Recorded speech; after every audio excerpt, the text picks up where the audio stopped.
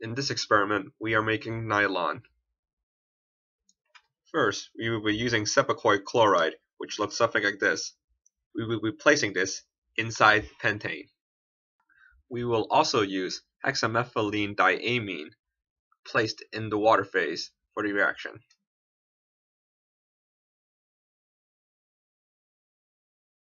Now we are going to mix them together, pouring the pentane over the water.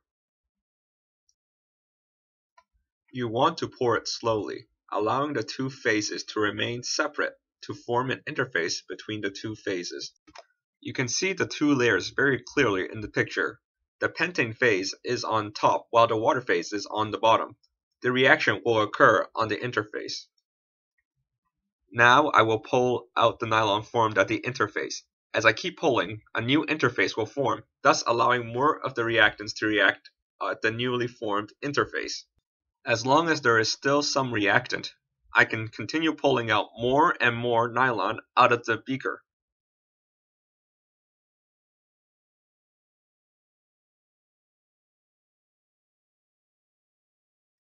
I will now switch to use a rod, as it is easier to spin and pull out nylon.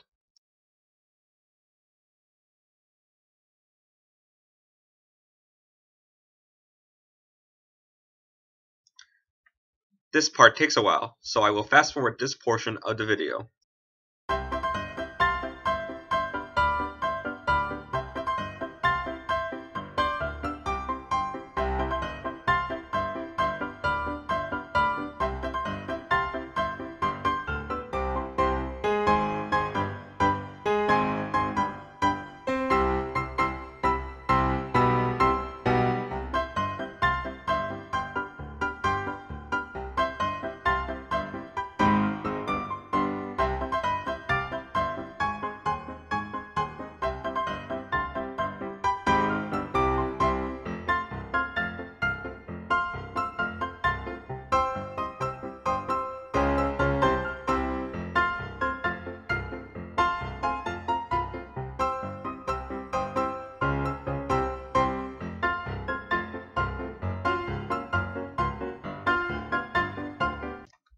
At this point, the nylon rope snapped.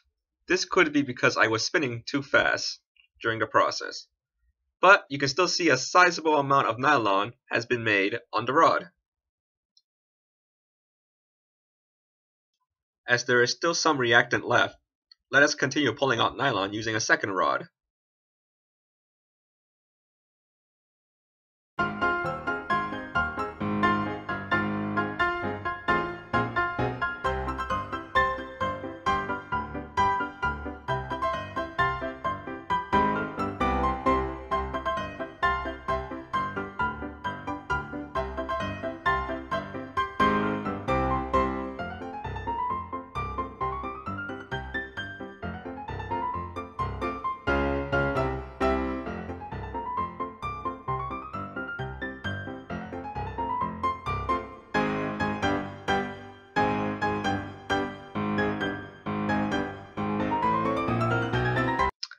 The nylon rope snapped again.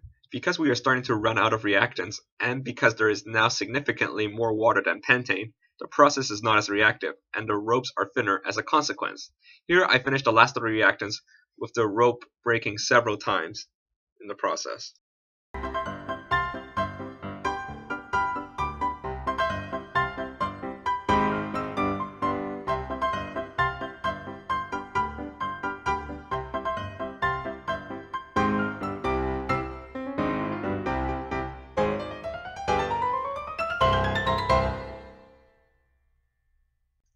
Nearly all the reactants have been used, as you can see here.